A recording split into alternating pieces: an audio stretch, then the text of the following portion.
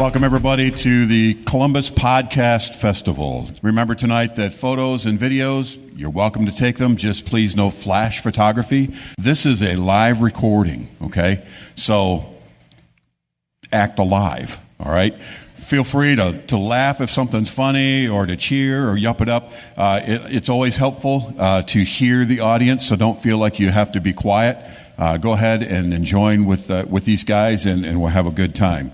So next up, we have True Crime Garage, and they are a hometown favorite. This podcast usually discusses real-life cases. Our host, Tim Fulton, he's not a host, he's a moderator. Tim Fulton will be interviewing Nick and Captain. Good to have you guys with us tonight. And they might even be taking some questions if you have a good question, okay? They say there are no stupid questions, but they're going to make that judgment call on their own. There are stupid answers. There are stupid answers, right. So at this time, I'm going to turn it over to Tim and True Crime Garage. Thank you. Bob, thank you so much. Bob's, I think, joining us throughout the weekend for announcing. As much as you're available. Guys, first of all, Captain Nick, tell us how you started doing True Crime Garage.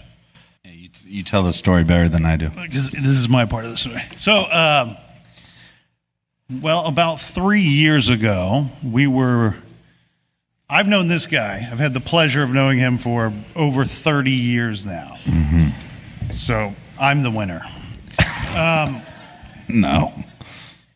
Anyway, we've been friends, grown up together, and we've always had a love for talk shows. And then podcasts came along, and he was listening to some podcasts, I was listening to some podcast, and we would jokingly say over the phone, we could do that. That's something we could do. That doesn't seem so hard. I never thought we could do it. We both got laid off from jobs that we had for a long time. Didn't know really what to do with ourselves for a while. While we were out looking for work, we decided to hang out, drink beer, and just try to do a little talk show. Mm-hmm. And we started recording them in my garage, and then one day we released them, and somebody started listening. And then they told a friend, and they started listening. And he's missing something. 3 years later. So we recorded like 5 or 6 episodes. Then we almost got into a fist fight.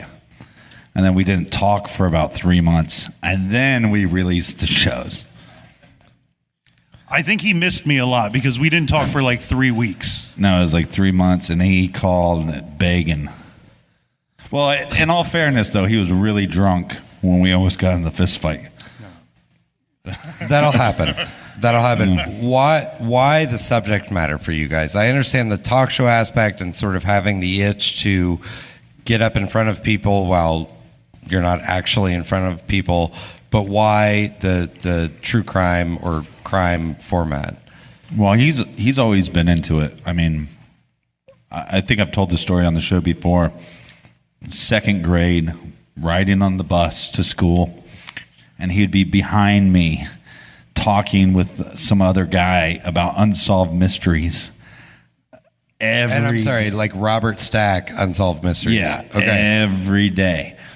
And so through our friendship, because we were in a band together in high school and a little bit into college, and then we would talk about music and other things, but we'd always kind of end up talking about crime.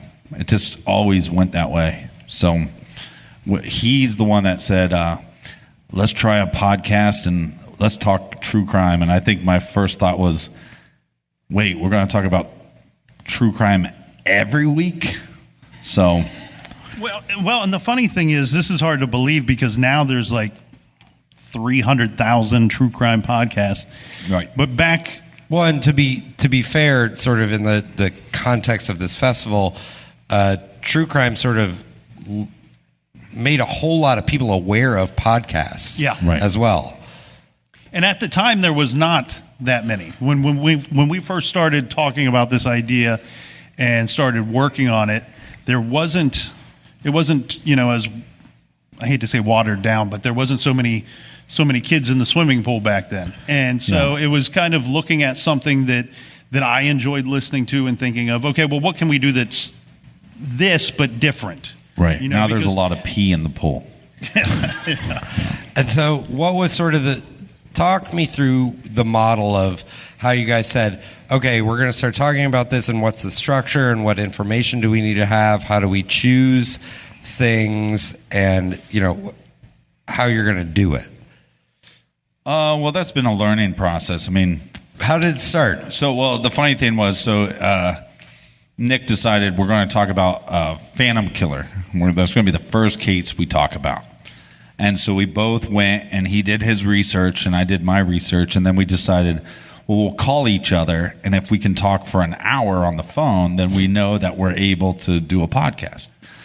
And so, for whatever reason, he didn't research the case at all, and I did.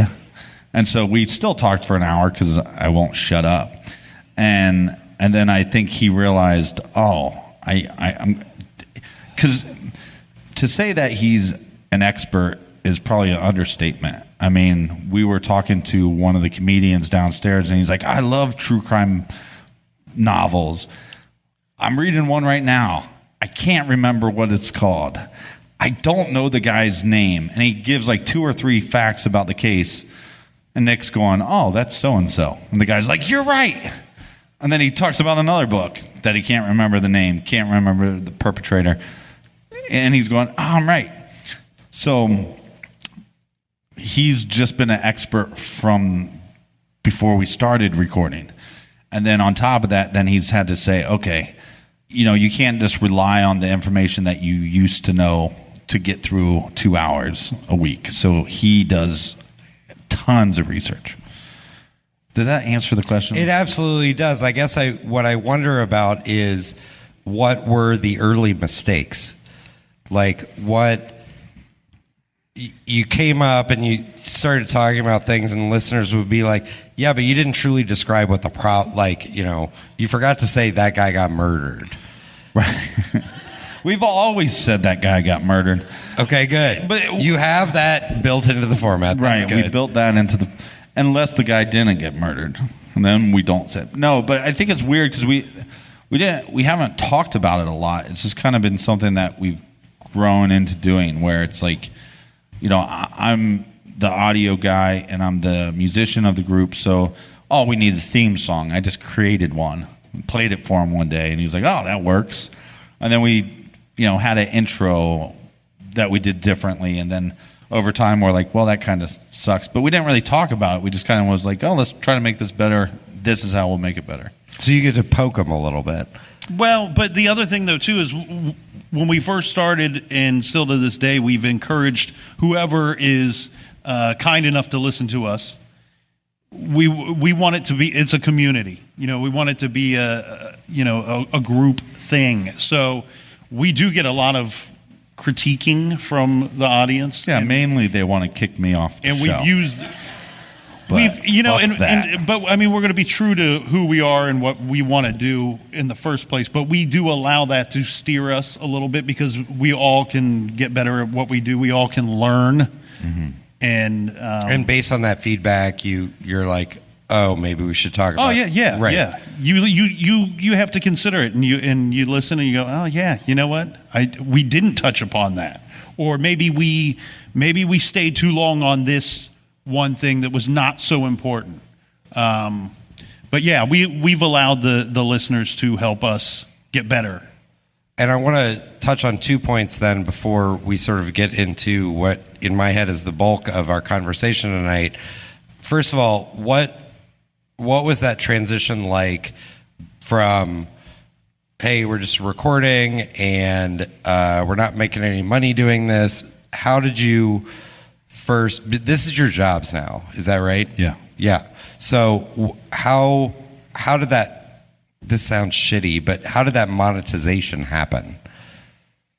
Oh, it was a slow, long. Well, but how, like, when someone said, I want to give you money, or were you soliciting people? We were, so what happened was we started. So what happened, officer, was we started the podcast when we're both laid off. I never got a job. He got a job. But And I'm sorry, Nick, what's your field? I've worked in property management for Okay. I don't know how A long. long time. Okay.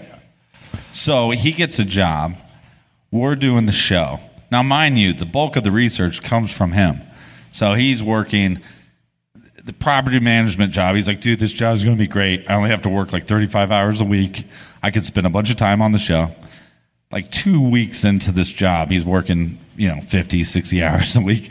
And we're still trying to put out a show and making no money. But I was actually interning at a library, Columbus Library, and they had this program that I was trying to get involved. And when I went in for my interview, the first thing they asked me about was True Crime Garage. And I just They thought, knew about it? yeah. They knew you did it? Yeah. Okay. And the reason why that I don't use my name is because I was teaching kids guitar lessons, music lessons, and I didn't want to be giving a lesson to a kid and then their parents find out about the show and go, well, this is kind of weird. We don't want to have our kid go to this guy. Can I poke you on that a little bit? Sure. Why? It is an adult show. I mean, Well, you're talking about gruesome things, right? But you're not inserting you are not part of the story. Right. Like, it's like saying Robert Stack can't teach my kid guitar, right. right? Yeah. It's not any farther than that.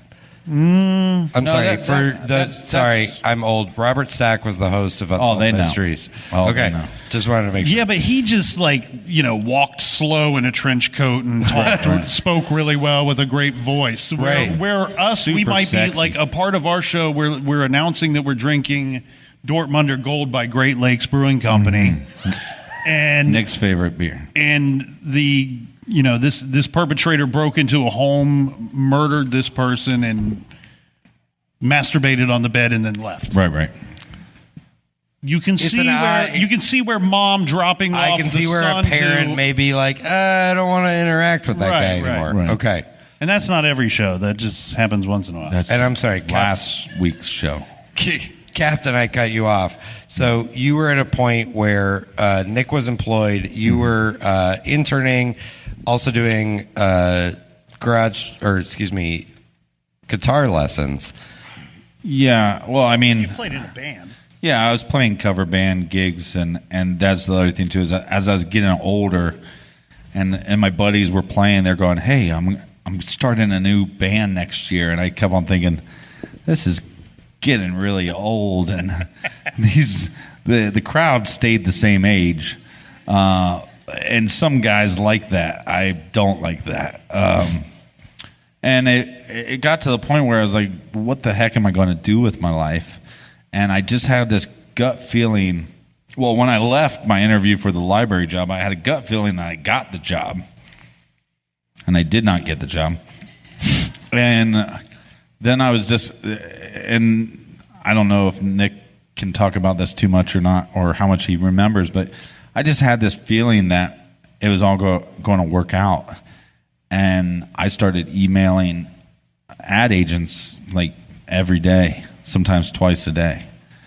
And I got so angry that I was trying to do the right thing and trying to help these kids in need at the library, and that they wouldn't give me a job. And I seriously emailed our agent probably 100 times.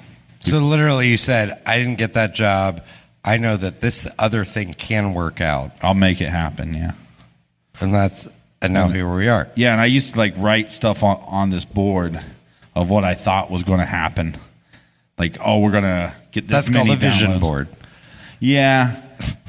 I called it my Conor McGregor board because I watched some video on his power of belief and all this stuff, and I was just like, that shit must work. So, and then I'd write stuff on the board and it would come true, and Nick would be like, hey, you should write bigger numbers on the board. I started believing in this board thing after I saw it work a few times. I'm Right. like, he'd say something like, I'm hoping one day that we could do this. And I'm like, idiot. board. Put it on the Yeah, put board. it on the board. Well, I have So- to see it in my head first. I don't know the process. I don't claim to understand the process. Well, and it's funny to me that Nick, you started out as the brains, and then Captain sort of became the brains of it in terms of We're sharing one brain. the business of it. Yeah, we What's take the work look like now? Obviously, you guys are still producing the podcast and still doing research, and we're going to talk about sort of the research process of it in a minute. But Captain, I know I reached out to you a couple of weeks ago, and I said, hey, I just want to do a pre-interview and talk to you for like an hour, and you were like, I'm sorry, I can't that day because I'm doing merch all day. Right. What else? What are the things that you guys have to deal with? Well, that's another thing that's weird is we don't have like a lot of meetings. Like, hey, let's have a meeting. So the kind of the workload just kind of happened the way it happened. You know, I know how to build websites, so I built one.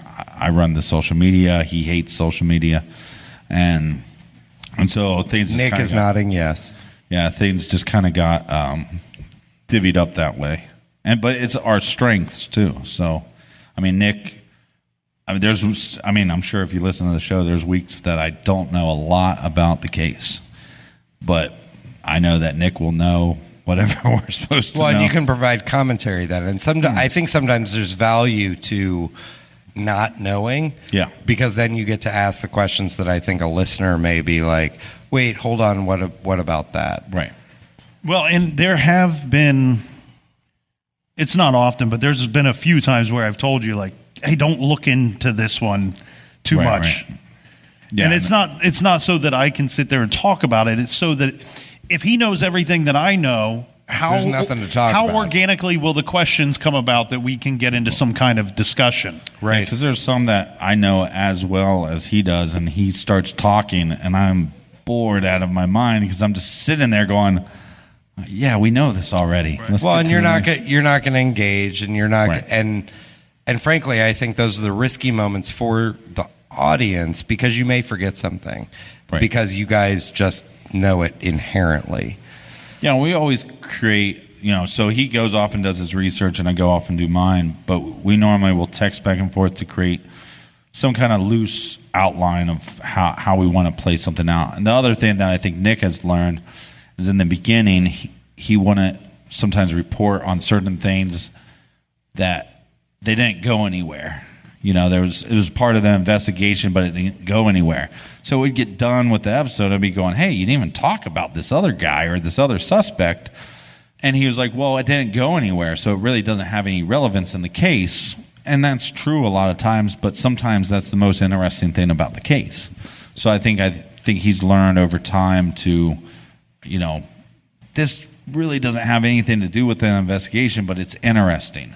And so it's that balance between giving them information, but also being entertaining as well. Right. Well, and I think, and here's where the flip happens in this conversation. I want to talk about you guys' research process, and I think that, correct me if I'm wrong, a lot of the well-listened to, most feedback given episodes have been on things where you sort of continued to pursue the things that didn't go anywhere, or the things that weren't necessarily paid attention to given the nature of the case. I think the folks in the audience know, because it was put out there, that we're going to talk sort of through a little bit the Brian Shaffer case, and talk through sort of, it was one of the earliest cases that you guys pursued. Is that correct? Yeah. Okay. Give us, first of all, just sort of the baseline. Here is who Brian Shaffer was, and here is what we know from a public perspective about that case. Who here knows about the Brian Shaffer case? So most you do? You don't know nothing. So Nick will just do a little reminder. Yeah.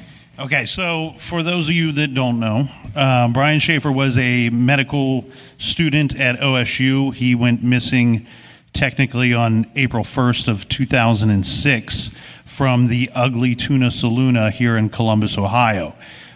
He is classified as endangered missing still to this day. Now, Brian was born February 25th, 1979. He was 27 years old at the time that he went missing.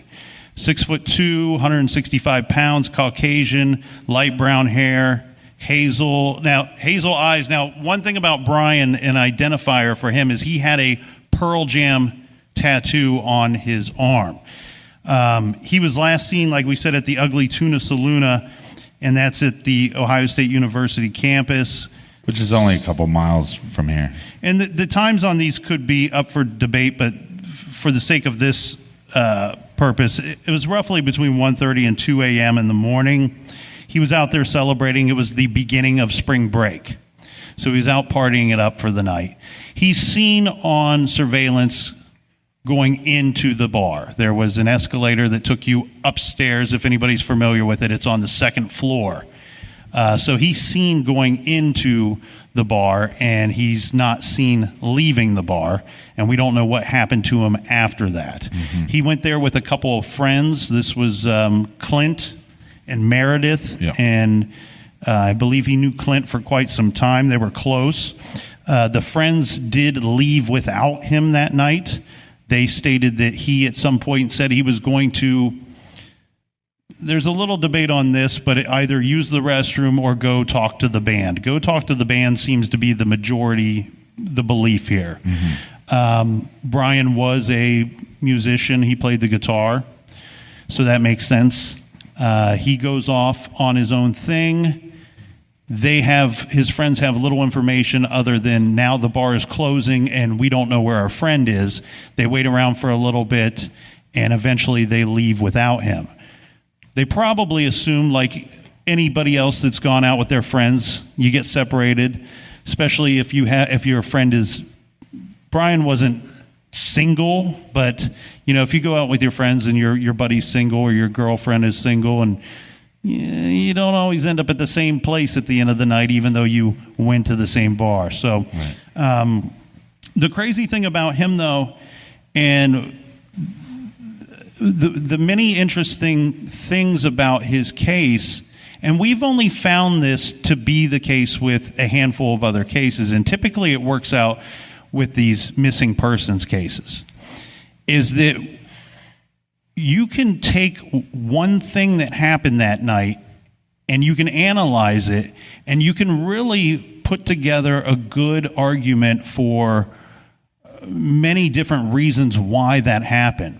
Because you don't know the conclusion. We don't know the result of what happened. So, and the reason why Brian falls into this category for us is because there is some thought that maybe he would have left on his own. Maybe he just walked away from his life. Maybe something terrible happened to him. And I want to cut you off there and just sort of talk before we get into the study that you guys have done, is talk about how impactful this case was to the Columbus community as a whole. This was and I apologize if I'm stepping on any toes. No. There was a whole lot of conjecture surrounding the fact that the Gateway complex where this bar was not finished in its construction. Hence, there was not. First of all, nothing was finished. There was a whole lot of security cameras that could have been there, but were not there, but were simply there surrounding that bar. This was frankly, this was a white guy in his mid-20s that was in medical school, that had nothing but success ahead of him, a girlfriend, and it was like, what a terrible loss. Let me go for a second, because I want to address the first ahead. part of it.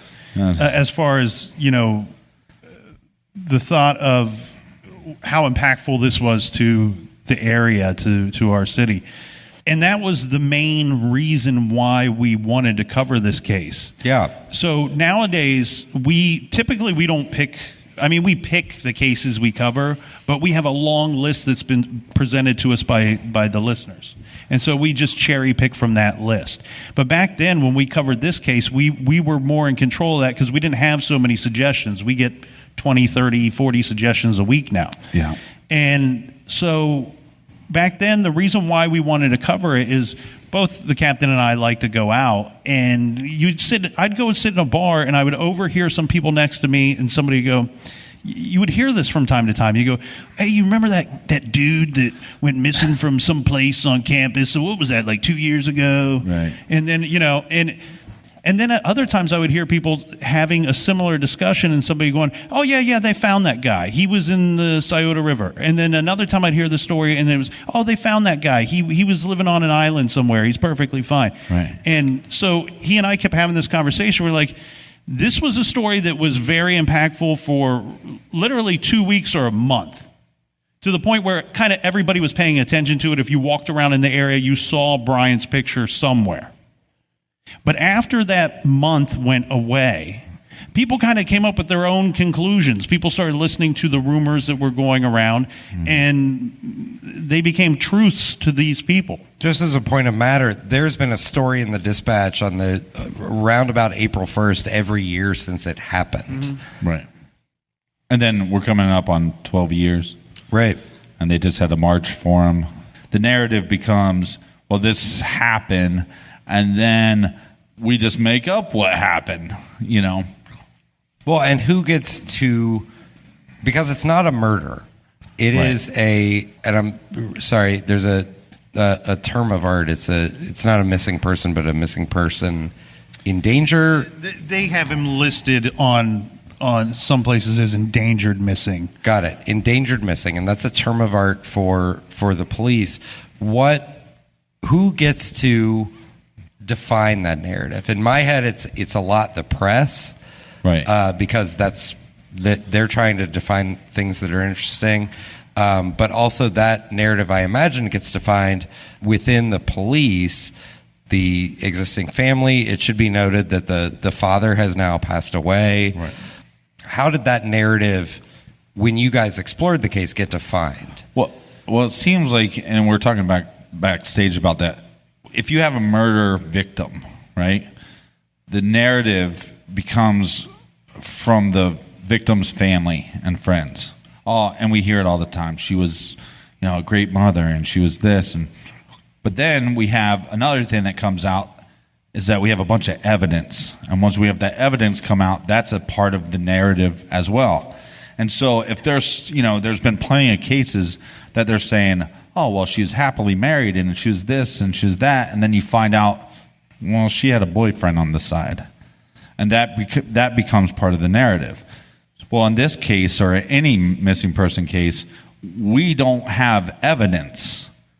So the only narrative that we have normally is the missing person's family. But in this case, it's even stranger because we actually have two narratives. So we have, his mother passed away, and so we have a surviving father, and we have a surviving brother. And to be clear, she passed away before he Right. went missing. Like 3 weeks? Yeah, very shortly. 3 weeks Passed she passed away of cancer, yeah. So we have the newspapers saying, hey, we're willing to write stories. So who's this narrative coming from? It's going to come from the father. And of course, you're not going to kick back on anything on the father because his son went missing. But in this case, it's a little more interesting because it was covered a little bit by like Dateline, and it was on some other shows. And then now we have the internet. And if you really look into this case, that's where the second narrative comes in. It's man walks into a bar, man disappears. And that's the second narrative. Yeah, it's like if anybody saw the, I think it was Dateline, right? Yeah. They basically made it like a 9-10 minute ghost story. Right. This guy walks into a bar, boom, disappears into thin air, never seen again. When really there's so much more going on here. There's things that happened before, there's things going on in this young man's life before, and maybe after, too. I mean... Right. And now a word from our sponsor. I'm just Madison kidding. Reed. So from this point forward, I want to, when you introduce, we're not going to talk about how you guys sort of research the facts. Mm-hmm. We will, but this is a a fantastic example of how you research them now. And so please be courteous to the audience about what you guys have presented before and what is a known fact and what is something that was not known before. Let me jump in real quick here. Go ahead. You don't have to ask permission. Well, you looked excited. I always look excited. Okay, so when you say how we research the cases now, because you're not just presenting, here's something we saw on Wikipedia that was cool. Let us tell you a story about this case. So with this particular situation, and this has happened with several other cases that we've done. So what we will talk about here tonight will be significantly different than what you will hear on the show because of one fact. It's this. Sometimes when we cover a case, someone will reach out to us after the shows are released. These aren't people we would have known to talk to, not people that we would have known wanted to talk before we covered a case. But sometimes someone will reach out to us. It might be somebody that knew the victim. It might be a family member. We've had many family members reach out to us with good responses and with bad responses. Mostly they like me. So with this case in particular, since we covered this one back in 2016, in the early part of 2016, we've had 2 years for people to decide to reach out to us. So we'll talk about some things tonight that we didn't talk about when we covered this case back then. But keep in mind, some of this information that we covered is stuff we went looking for, or went looking for something else and found this along the way. And other things that we talk about are things that were brought to us, that were presented to us. So I want everybody to take most of this with a grain of salt. It was, some of these are second or third hand stories. But yeah, so when we're actually doing this show, we don't, if we're speculating on something, we say we're speculating, right? Right. And in this case, missing person cases are actually easy to cover on some level because there's so much speculation. If there is no evidence that there was a crime, then did they go missing because they wanted to go missing? Did they start a new life? Were they killed? Are they captured? Did somebody have them locked in the basement somewhere? And you can just kind of dive into what evidence beforehand on how we think that might have happened. So this one with Brian's mother passing away so recent, the thought is that maybe he would leave and start a new life somewhere. And then so when we cover this case, we dive into all these little bits and pieces. I don't think we're going to go over all that again, right? No, we don't need to do that. Yeah, we don't need to do that for 2 hours. So this beer got to me. I had a thought. This is why we edit. I'm sorry. Oh, where am I at? I lost my train of thought. All right, well, how about I set it up a little bit for you? Because there is some stuff that we do know that are facts. Okay, so as he was telling us that Brian's father passed away. It was a freak accident. Remember the windstorm that we had? I think this was, what's that? Yes. So during the windstorm, Randy, which is Brian's father, he was a falling tree, hit him and killed him. So one strange twist on this story is that when it came time to have Randy's funeral, now mind you, Brian is missing at this time, and who was leading the charge looking for Brian? It was Randy, his father. Right. So the Columbus Dispatch, they set it up so that people could go online and you could sign into the guest book for Randy Shaffer's funeral, for his memorial. And during the course of this, somebody went online and they signed in as Brian Shaffer, stating something very simple, like, I miss you, Dad, I love you, Dad, something to that effect.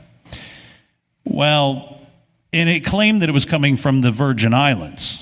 Well, remember, we've already covered that there's some thought that maybe Brian would have taken off on his own to start all over again. So people were going, oh, this was the one thing that was powerful enough to bring this young man back, even if it was just for a little blurb on a website. Just on the internet. Yeah. And so the Columbus Police Department got a hold of this information very quickly, and they filed the proper subpoenas. They went and they tried to track down, where did this come from? Mm-hmm. Did this come from the Virgin Islands? They reached out to media and law enforcement in the Virgin Islands. No tips ever came from the Virgin Islands. Nobody claimed to have seen Brian. Nothing was reported to law enforcement. Now, back home, what happened was they discovered that, and I wish we could pinpoint this a little better, but the best that we can say is that they discovered that came from a public computer in Columbus proper. Somebody used a public computer. So there again, like we discussed, there's an argument for either side. Did Brian go to a public computer after all these years of hiding and leave a message for his father, or was some jackass out there playing a bad tasteless joke? And just a point of order, that is a established fact that has been... I wanted to set it up with some facts so you can kind of see how these things can steer you in either direction. And neither is wrong, but it's interesting to ponder these different items. Okay. We're going to be talking about stuff. If you don't know the case super well, I'm sorry if we lose you, because some of this information is new. And I'll ask some clarifying questions. Yeah. So, like we said, we have this missing college student. We were actually contacted by this guy named Nicholas West. That guy right there. I hate his guts. You can clap for him if you want. So, but you don't have to. So Nicholas contacts the show and he says, I'm looking to do a series on Brian Shaffer, which he has put out. It's called Comeback, the disappearance of Brian Shaffer. So we would communicate back and forth quite a bit to see if we could, because basically he called saying, I'd like to get you on the show, and we're doing a series. And then we were like, oh, well, that's a case that we keep looking into. Maybe we can team up and do something together. Unfortunately, because Nicholas is stupid, he just, no. But so... it was mainly we're so busy with our show and he's trying to push his show forward that we couldn't, so for us, we're already doing a case every week. So for us to take on a series would take a lot of time and effort and stuff. So we basically became BFFs and texting and calling, and all this new information is coming out years later. And what the interesting thing to me is that when we covered the case, we talked about it for 2 hours, but we're talking about it from the narrative of his father. And we're talking about the narrative of Dateline and all these other people. And what we really realized is that narrative was very false. So what was just to give a general idea of what the narrative would be, coming from Randy and from what we've all been told early on in this case, was that Brian, his loved ones described his disappearance as highly unusual because he was a second-year medical student at OSU at the time of his disappearance. He made excellent grades. He had a girlfriend. They were planning a vacation in Miami, Florida for that spring break, and were scheduled to fly there on April 3rd, just 2 days after his disappearance. His family reported him missing after he missed the airplane flight to Miami, Florida. Now, Shaffer was in love with his girlfriend and reportedly Please note he was giving air quotes, in love. Planned to marry her. And as we stated, his mother had recently passed away from cancer. However, his family and friends stated that he was not depressed nor suicidal at the time of his disappearance. There is another a couple more facts before we get into some of the more out of the box stuff. But in May of 2006, someone broke into Brian Shaffer's apartment. The burglary turned out to be unrelated to his disappearance. And at the time of his disappearance, Shaffer's father, they searched the Olentangy River for his remains, and this search obviously turned up nothing. So that's the narrative. And based off that, we did 2-hour show. And that's not really the correct narrative, is what we came to find. Well, we shouldn't say correct, because that's what we've come to learn is that is not the narrative that is shared by everyone. Right. And I kind of wondered this too, because, when I think about my parents, if I would go missing, I believe that my father would tell the truth. And I think my mother would paint a great picture of what kind of man I was and all this crap. That probably is not true. And so in this situation, it's unique because Brian's mother has passed. So now we only have one family member that's creating the narrative. And to later learn that Brian and his father's relationship wasn't even good at the time that they went missing. They were barely speaking. So now you have this parent that you are upset with that is controlling the narrative. And so I'm sorry, that's not a point of fact. Is that a new fact, or is it something that you guys have posited before? No, I mean, anything that we're giving in this is there are sources. We're not going to state the sources. And I'm sorry. So you can just speculate it all. To be clear, what I'm asking is that something that you guys have said before? No. Okay. No. So we always took it from the approach of what was in the papers, that he's close. We knew that he was close with his mother, but we also thought he was close with his father, because the night he went missing, he had dinner with his father. Do you have... Can you either talk about what leads you to believe that Brian Shaffer was not close to his father as supporting evidence, or talk about the nature of the source that told you that Brian Shaffer was not close with his father, or semi-estranged, or whatever language you want to use? Yeah, so the loose story is that Brian's mother was sick, that his father was having an affair on the mother, and Brian knew about this.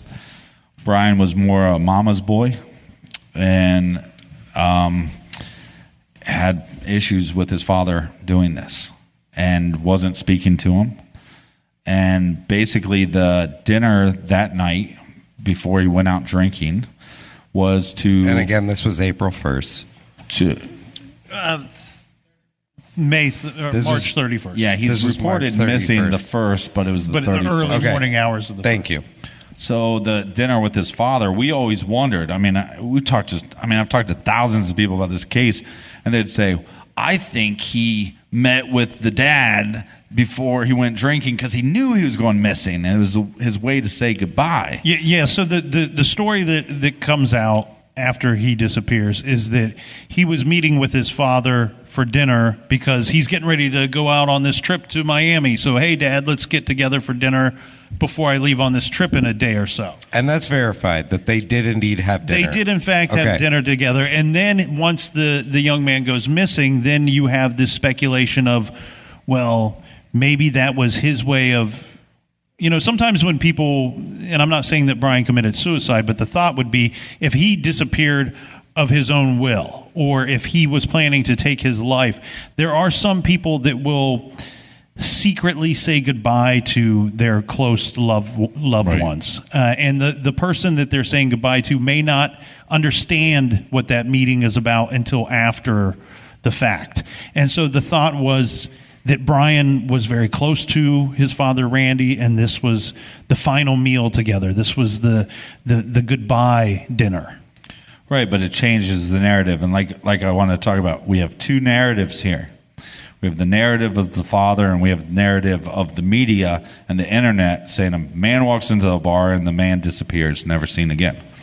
So I just want to point out that just that information alone, that if it's fact, which we believe it is fact, that narrative that Randy is creating is then false, right? Not saying that there's he's not being malicious about it. Well, and but what it does is it brings a new argument into the room. It brings a new possibility. So where it wasn't a let's have dinner before I go on vacation because I love you, Dad, or Dad, I love you and I want to say goodbye to you before I do whatever I'm planning to do without you knowing. But now it brings in the argument of was this dinner more of we're either going to try to mend our relationship, Right. or we're never going to have a relationship. Right. And I think so. Here's the thing that keeps tripping me up: is there are 4 scenarios here. There is a man was murdered, a man accidentally died, Right. a man committed suicide, and a man self-disappeared. Right. Right? No other than those 4. I don't think. Anything else? Well, what else? Yeah. Right. Those are the 4. What are the additional facts that could steer you other ways? Well, let's stay on the narrative though. Okay. So all I want to bring up, and there's going to be more information that comes out later, and we don't want to give too much away because the podcast is still being recorded. But that I bring up that conversation about Brian and his father, his relationship, because once you find out that his father is cheating on his mother, that is dying allegedly, that just puts a damper on that narrative. So the next narrative that we have to figure out is man walks into a bar seen on video footage and is never seen again, right? So it really becomes, could he got out of the bar? Is everybody That follow? was actually my next point. Okay, so I was like, regardless of those 4, there is still not footage of him leaving the bar. Right.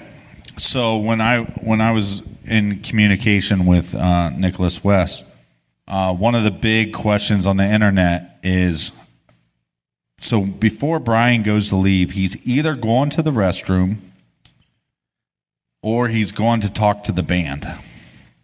So everybody believes that he actually said to Clint and Meredith, I'm going to go talk to the band. I'll be right back. And the band's name was never released. I know what the band name is. Just for our listening audience, a man in the audience yelled out the name of a band. Right. So, I mean, we're talking 10 years. It was 10 years when we covered the case. And we didn't know who the band was. I'm a local musician. I was going, well, shit, if we can figure, and a lot of people's idea was if we can figure out who the band was, then we can talk to the band. Did he ever talk to Brian? So, I'm really invested into this case. And I'm talking with Nicholas West on the phone. And he says to me, in his awful OU accent, I'm going to try Athens. It's Athens, not OU. Well, come on. Yeah.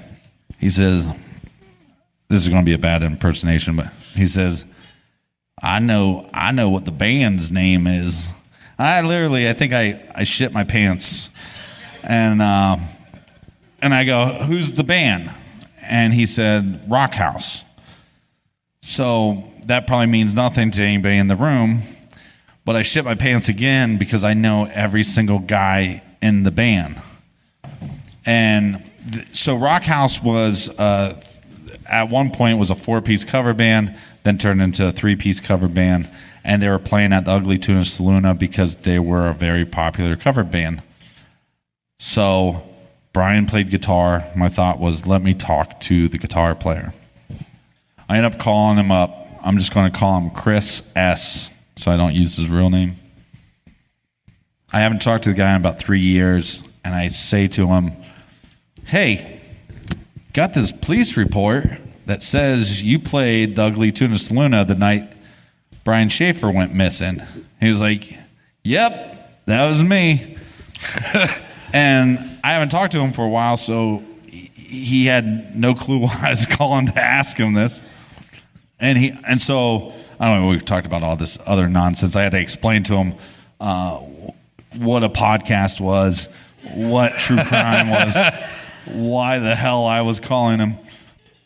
But this is a guy that I played with for years and years and years. And he remembers it really well because they only played there twice. And they played so many places, hundreds and hundreds of times, but they only played there twice because it was a new bar. New bars would spend a bunch of money on getting the really good bands, and then once they didn't have the money, they'd start bringing in the shitty bands. So this was the second time, he believes the second time that they played there.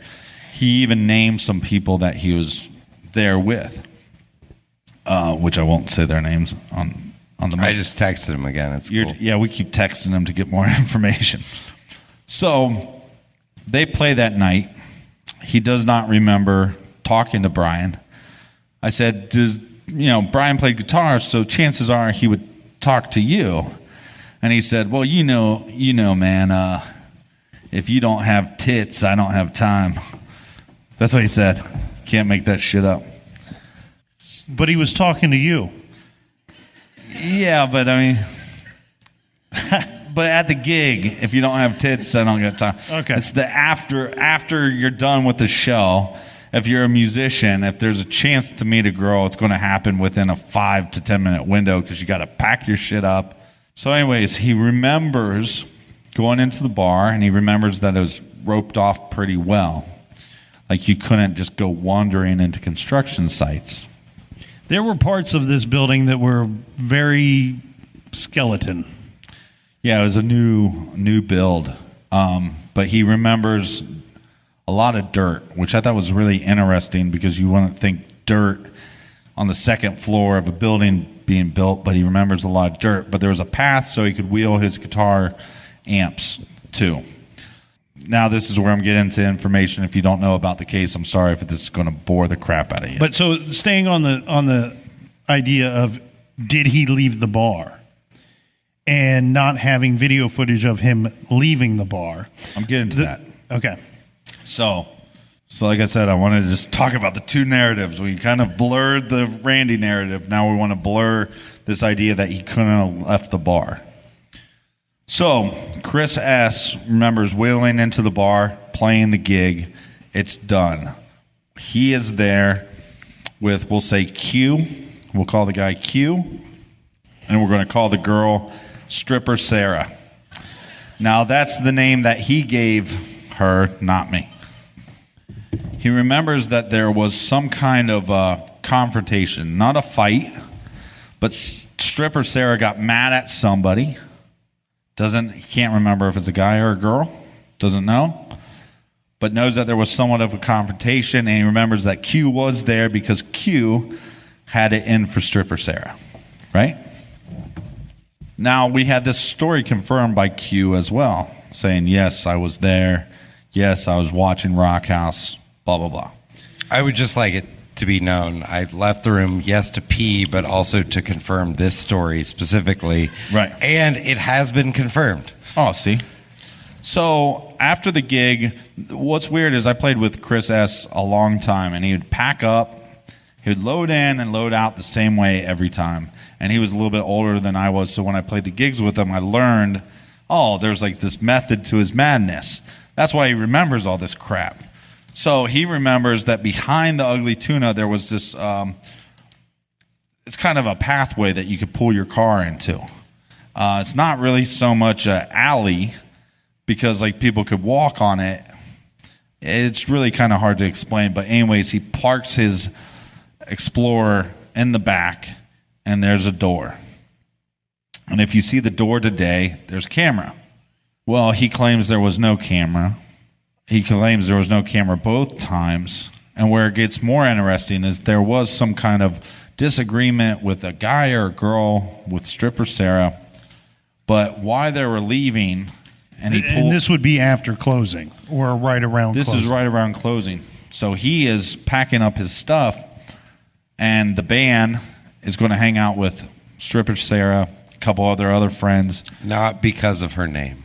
And, well, maybe, who knows. And Q, they're going to all hang out somewhere afterwards because it's the start of spring break, all this stuff. But what he can say definitively was there was a lot of people leaving. So I'm on the phone with this guy that I haven't talked to in years, getting information about a case that we've worked for years. And to have somebody confirm that not only did people that worked at the bar leave the same way that he left, he also confirmed that there was other people that weren't working the bar, almost like they corralled a bunch of people. Like anybody that was still hanging out around the band or talking to the band was corralled through this exit. So what we've been able to do is to, like I said, it's the two narratives that I think are the most important. And the one was that he couldn't leave the bar without being on camera. And I think that we've been able to prove that. And we only have that one. He could have left the bar without being on camera. Right.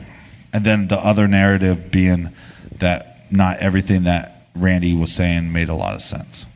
Well, and the thing, though, just to expand on what you just talked about there, with the band saying that other people were using this other exit that evening. Right. Even we went down there. Now, he's played at the Ugly Tuna and across the street at, World of Beers? Right. A bazillion times. So he knew the area real well.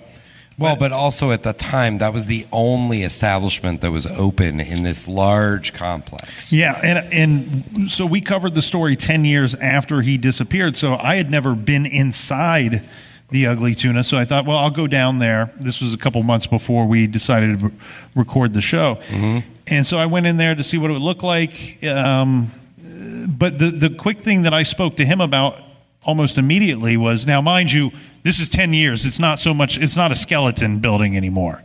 But what I did notice immediately was there were a lot of doors that seemed to go in and out of that building on the ground level. And a handful of them didn't have cameras 10 years after he went missing. So I called him up and I said, I don't know how many of these doors were here 10 years ago, but from somebody looking at it, usually you don't build a concrete building and then decide later, let's put a bunch of doors in, right?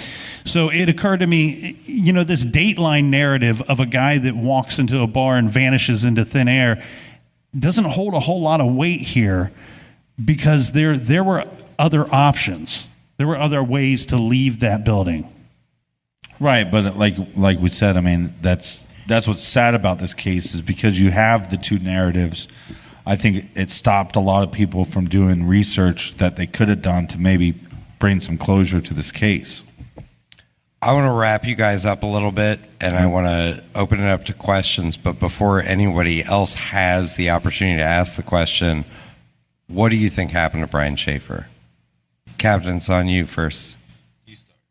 Well, mine's not going to be a pleasant ending. And I said this on the show, and I still, I've been pulled a few different ways since we've covered it and looked into some different things, but I still kind of think this is the most likely scenario, is that I believe that somehow he left that building that night, whether it was through the exit that the captain just explained was a very likely option, or one of those other doors. I think he was. One thing we can see on the video before, there's not just him going into the bar, but there's a part where he comes out and he engages these two young ladies in conversation. And either he's super happy and dancing while he's talking to him, or he's super intoxicated. Right. Because he's not standing still very well. He looks like he's been out partying a lot, because for the first time in a long time, he ain't got nothing to do in the morning. He's staggering, and his mom died. Right.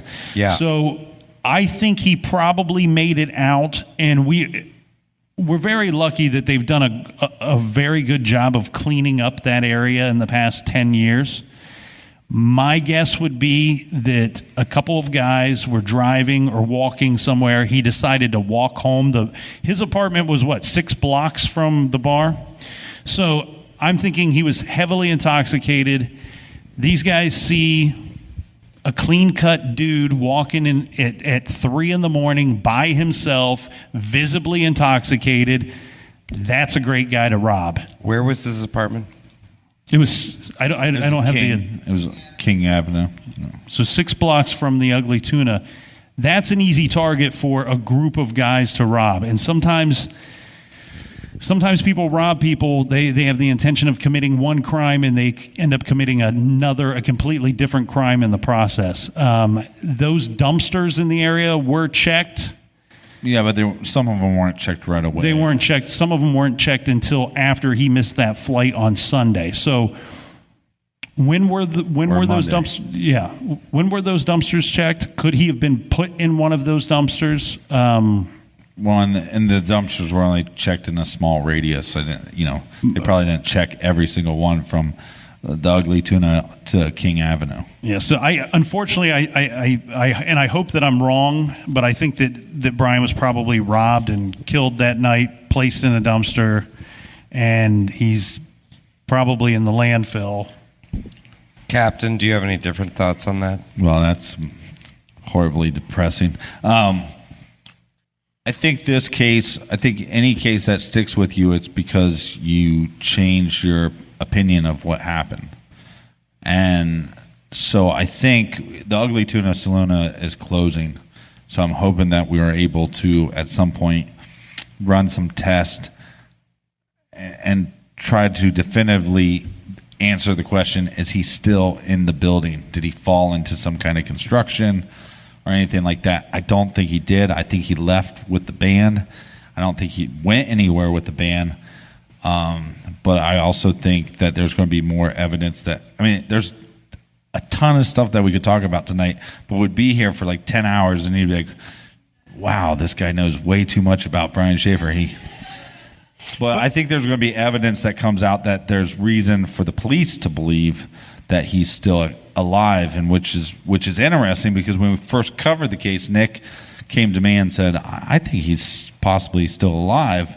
And I remember thinking, oh, you're a dope, But now, after researching it more and looking into more things, I think there's a very good possibility that he at least was alive for a time period after that night. So I think you're both hedging. I'll say that. But I do want to open it up for questions. We do have a microphone. This is a podcast festival. Does anyone have any questions for Nick or the captain? There's 0 questions. That makes a man feel... Please, one at a time. Sorry. One at a time. Come on up and just grab the microphone that's here on the table. Oh, this one right here. Just don't scream until... Don't throw it down on the ground. Just... Mine's about Brian. Are you an OSU student? Nurse? Employee. Nurse, fantastic. Yes. After work. This is not what I wear on the normal. But why was the band's name not released, or what was that all about? Well, I think... Why was it important? Well, I don't know if it was that... I don't know if it's that important. I think it's more the idea that they interviewed the band. The band was cooperative. They told them everything they knew, and then they didn't think that there was any reason to release the band name, because we know that Brian went to talk to the band. So then you'd have how many people researching this band and then trying to figure out who was in the band and then harassing them for more information. That seems important. The most likely situation is that they're here. The reporters reporting on this are hearing this story from the 2 friends that he was with that night, or people that knew he was going there that night or had spoken to Clinton Meredith, right? And so in the course of natural storytelling, what happened that night?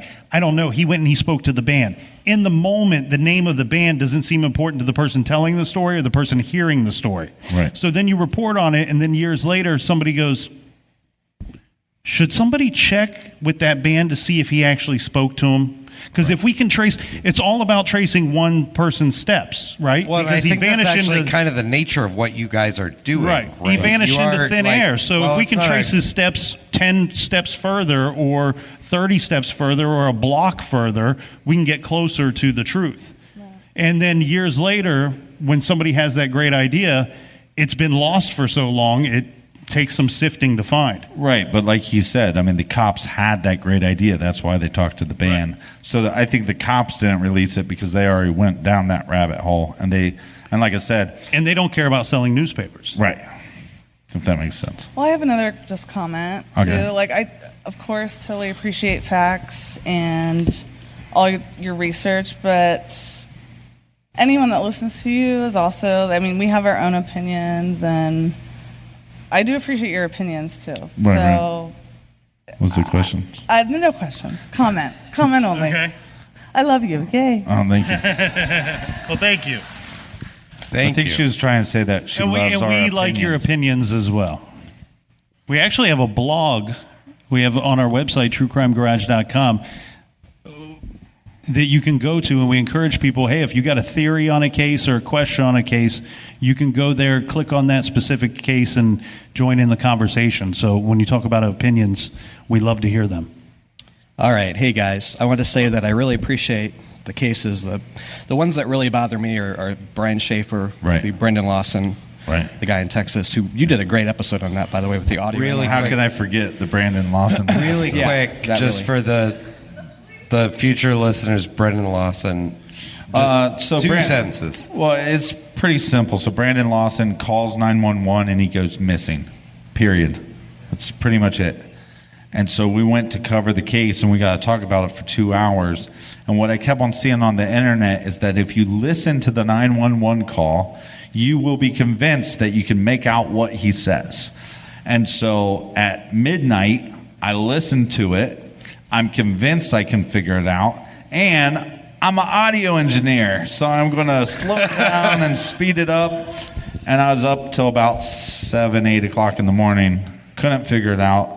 And so we did 2 hours of me playing clip by clip, slowing it down, speeding it up. And it's kind of like... What did he say? I don't know. Because I want to get to the question.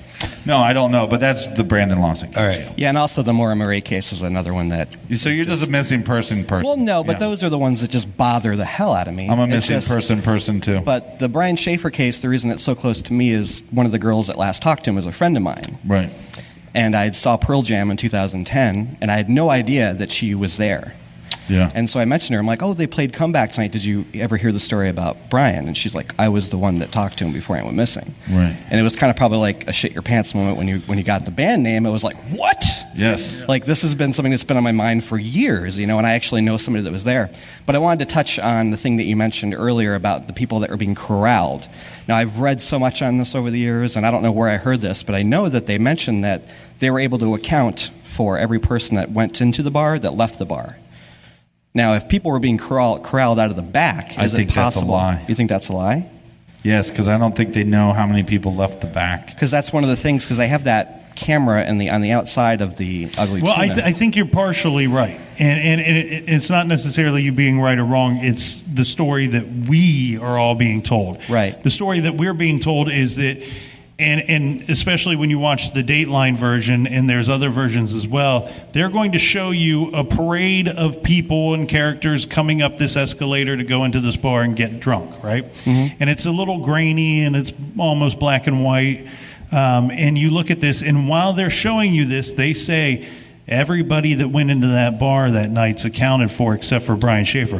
What the truth is, and what's much more closer to the truth, and maybe not the exact truth, but what's closer to the truth is everybody that is seen in that particular footage. Everybody seen in that particular footage is accounted for. Okay.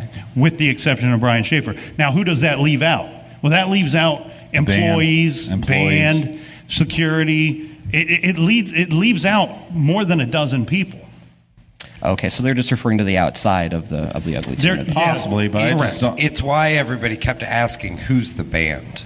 Yeah. Because that can be considered staff. Right. And then obviously the band is not going to be on the video footage of leaving the escalator. Okay. Awesome. Thank you. Thank you. Hello. Hi, I just recently graduated from OSU, so Congratulations. Thank you so much. Round of applause, please. Thank you. Hey, don't clap too loud. You got like a 1.8. The future of America. She was high the whole time. No, not at all. A little bit. My boss is in the audience, so if you Sorry. Oh, hello. That was just a joke. He doesn't know her. It was just a joke. Yeah. But yeah, so the theory that I was most obsessed with was that he left and went through the construction zone. And I was wondering, I read some stuff, speculation of course, that the father company to the construction site, they were known for getting into lawsuits and stuff like that. Yeah, every construction company gets in lawsuits. That is not true. That is too true. Not every construction Most company. construction companies get into lawsuits. But Well, so I was talking to a friend who is a forensic scientist, and she had the theory that he was buried in the floor because it wouldn't change the structure of the building had he decomposed. So I was just wondering right, if you... but I believe all the floors were poured at that point. Okay. I mean, the problem is when they say construction zone, that's so blurry and it's so like, well, we're talking about people are going into a bar and going out of a bar. It was a working bar. Based off of the band's reports that, yes, there was some construction going on, but it wasn't like crazy major construction. Well, and the other thing too, sorry, Nick, the other thing too, though, and what makes that theory interesting is then after the fact, you have people who walk it and then they go, I had a hard time navigating through there to get out when I was sober. Right. Dun, dun, dun. Now, keep in mind, we just described the area that was most under construction is mainly being used by the band to get in and out. Now, let's keep in mind, there's not a lot of sober bands, one.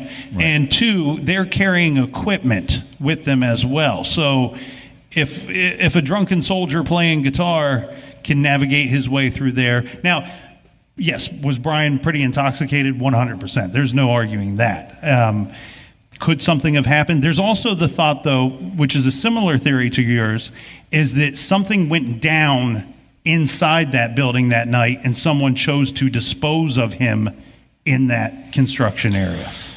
Yeah, and I think look, Ugly Tuna is closing, and I think it's up to Columbus and people that actually care about this to have a voice to say, hey, we need these tests done to see if that's a possibility. Because to go a little bit further on your theory, what she's talking about is that the theory is that even if he was drunk and that the construction workers came back and they found him drunk in a thing, that they covered him up. It was simply easier to... Right, but listen to this, though. So you're a foreman. You work for a company. You probably don't really give shit if they get sued and you find a dead kid, 27-year-old kid. Are you going to be a horrible piece of shit and just not say anything so you can save your company's ass? It's probably not your company. It's something that doesn't hold a lot of weight when you think about it that way. I mean, but on top of that, though, too, is it's been 12 years. And one thing that we have learned is that, okay, there's no easy way of putting this, but law enforcement would much prefer, if I were to be murdered tonight, that 3 people kill me rather than 1. Because on a long enough timeline, one of those people out of the 3 are very likely to tell somebody or to talk about it. And so if you have a situation where 1 or 2 or 3 guys decide to pour concrete over some remains somewhere of a person that they had nothing to do with their demise, how easier is it for them to tell somebody 10, 12 years later? Yeah, and I think if that did happen, I think it would have to be a complete accident that he got wherever that he was covered up. But I still think that they have an obligation to do a better search because I don't think the searches were enough. And all that search, I think, would do is prove that he's still not in there. And if they could prove that at least eliminates one theory. Do you not believe that a sufficient search has been done for that? I don't think so. I don't think so. Captain, how old are you? 37. Nick? 38. Did you live in Columbus at the time? Yeah. Yeah, we were both born and raised in Columbus. Okay. If someone were to ask the moderator, Thank you, what they thought happened to Brian Shaffer, what do you think happened, moderator? the back hallways of that building are built the way the back hallways of any university building are. They are very nondescript, and there is no wayfinding signage. And it is very possible. And also that building, there was no film center. It was not done. Literally, there was a bar and a bar. That is all that was done of the gateway at that point. It is entirely possible that a person walks down that hallway and walks literally into a shaft. And I believe it's negligence. I don't believe there is any, I don't think anybody covered anybody up on purpose, but I believe that a particular set of circumstances could have lent themselves to that guy being the bottom of an elevator shaft. Which is possible, but depending on how he was found, I mean, a decomposing body is an awful smell. So Not when he's covered in concrete. yeah, it depends if he was covered in concrete. But It was at that But that's what time- I'm saying is that you have the people that are tenants in the space. They're leaving, and it's going to be open. And I think it's campus partners. It's everybody's responsibility to do a actual search. Like an actual search that I just don't think they did one. And if they just did cadaver dogs and he's in concrete, the kid, I don't think there's any way that the cadaver dogs would know he's in the concrete. No. Next question. My question is, if you believe he was robbed, where do you think his body is? I think that they would have, if he were robbed by one or more person and it didn't go well, I think they would have put him in a dumpster. And just dumped him in the dumpster and then... It could have been a nearby one. It could have been one not nearby. Yeah, the college campus is interesting because there's big dumpsters like on every corner. Right. And I'm the mother of a soon-to-be sophomore at Ohio State. So, and my husband used to work at Sky Bar, which is relatively across from Right. Ugly Tuna. So this is, definitely has meaning to us. And I'm very, very curious on your thoughts of where you think, every time I see that or every time I walk by, I think, where is this young man? Where is this child? Yeah, I think there's no evidence to suggest that he made it home that night.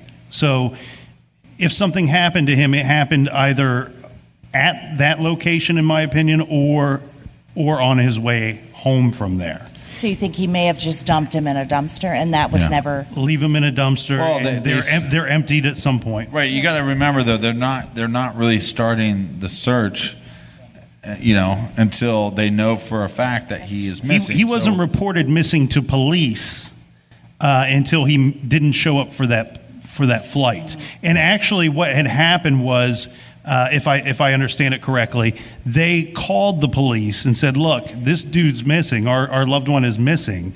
And I believe that there was a police officer that was stationed at the boarding area for that flight because the police said, "Well, look, he's an adult. He can leave if he wants to leave, but we want to help you out with this because there's concern here.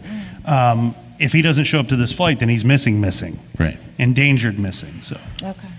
All right. Thank you. thank you. Hope your son will be fine. Don't He's worry. into Biddle. This is why we have a podcast because we talk and talk and talk. Sorry. Oh, she swallowed a bug. I probably did. My question is actually not about this case, but just what has been your favorite case to cover thus far? So we do so many that they actually. It's the strange thing is that sometimes I forget the case we did last week because we've covered so many of them. We've covered about 100 now at this point. So for me, it's more of what is my most recent favorite case that we've covered, and favorite sounds strange to say, but what held my interest longest recently would be the Lane Bryant shooting, which came up. It was from Tinley Park, Illinois. We just passed the a little over the 10-year anniversary of it, where several women were taken hostage at that Lane Bryant during the course of a robbery and killed execution style. Yeah, and mine are always just going to be those cases that some weirdo, sends me an email saying, I know some stuff about Brian Shaffer. And I get asked, women that listen to the show, they ask for my number a lot on social media, and I'll never give it out. It's because of that voice. But a guy that I don't know says, hey, I know some stuff about Brian Shaffer. I'm like, here's my number, give me a call. So Let me ask you, do you get, do folks contact you and, it's just, total bullshit? Yeah. There's been some emails that you just... they don't feel right, if they're giving you they're information. trying to hey, I heard that you said this, and because of this, I think this. Yeah. And don't have actual information. Yeah, or sometimes they'll say that they were involved in some way, shape, or form. Not that they actually hurt anybody, but they were friends of a friend or whatever. I actually have a little bit of a follow-up. I really enjoy the fact that you guys will give history of locations, the Lane Bryant case. You gave a history of the Lane Bryants. I like that. It's different, and I really appreciate it.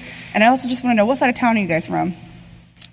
Well, I live in North Columbus, but I'm south. yeah. South side. Yeah, south. But we both grew up in Grove City. All right, so as a longtime fan, I always really wanted to ask you guys, if you could pick one episode to introduce a new fan to, what would you pick? Because I feel like the person who introduced me to your show picked the most perfect episode. And What did they pick? Can I wait till you answer to tell you? Yeah. Oh, yeah, we got to answer. Yeah, now you have to answer it. Well, I've been drinking, so I was half listening. What were we talking about? If you could... No, I know. I was joking. Okay. Come on, get with it. I don't know. I think there's a handful of cases that have always interested me. I think they're pretty big in the true crime world. West Memphis 3 is a big one. There was a lot of documentaries on it. I think if you watch every single documentary and then you listen to our 3-parter, I think maybe you'd realize that we kind of know some stuff about some stuff. So I would say a case like that, or a case like Brian Shaffer, because the interesting thing with Brian Shaffer or any missing person case, for me, is that there's all these what ifs and so many possibilities that I think it becomes a thinking game, and I think those draw people in. So I think one of those, Brian Shaffer, West Memphis 3, missing Mara Murray. So Brian Shaffer is an interesting one because the captain and I are roughly the same age. Within months of his age. So, yeah. And being a Columbus case, our heart is there, and we try to be with every case. But sometimes, when you're reading something and you're reporting on something that happened in the '60s in a faraway place, it almost feels like a story rather than something that was real. Where Brian seems very real because it's close. For me, I would say it's a similar situation to probably there was a case from here in Columbus in the early '80s.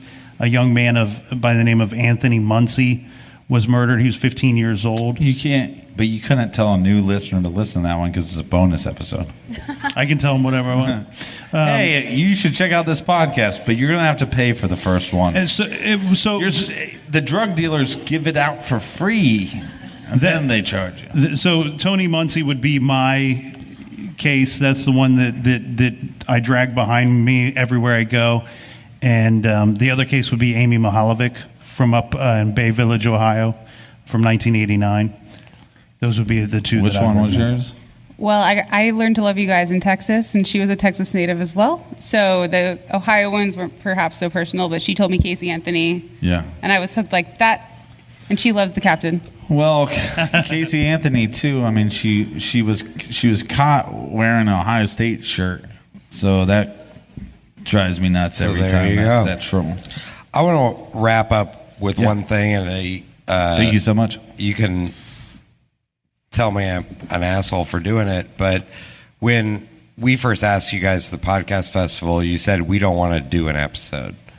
You said it's not appropriate for us to do a live show about a case, and we ended up settling on sort of a mixture of it. Yeah. I sort of want to know why you made that choice, and what sort of ownership and responsibility do you guys feel about what you're doing? Well, there's a lot. There's popular true crime shows that are in the category of comedy. And I think that's okay. That they can do whatever they want. We do sometimes have jokes on the show, but none of this stuff is funny. This happened to real people, and we just felt like if you do a live show, and there's some really popular true crime shows doing tours, and sometimes I will say something as Nick is presenting the case, and sometimes it's just something stupid that popped into my head at the time. And sometimes it's not against the victim, so we leave it in. And it just lightens the air a little bit while we discuss this case. And sometimes we will say something that crosses the line. And so we have the ability to edit that out. But also, I think it would be I wouldn't feel comfortable having a room full of people laugh about somebody's tragedy or death or disappearance, if that makes any sense. Well, and the other part of that too is that we do spend a ton of time on the show, and we put a lot of thought and a lot of effort into it, and we're able to do that in the safety of the garage.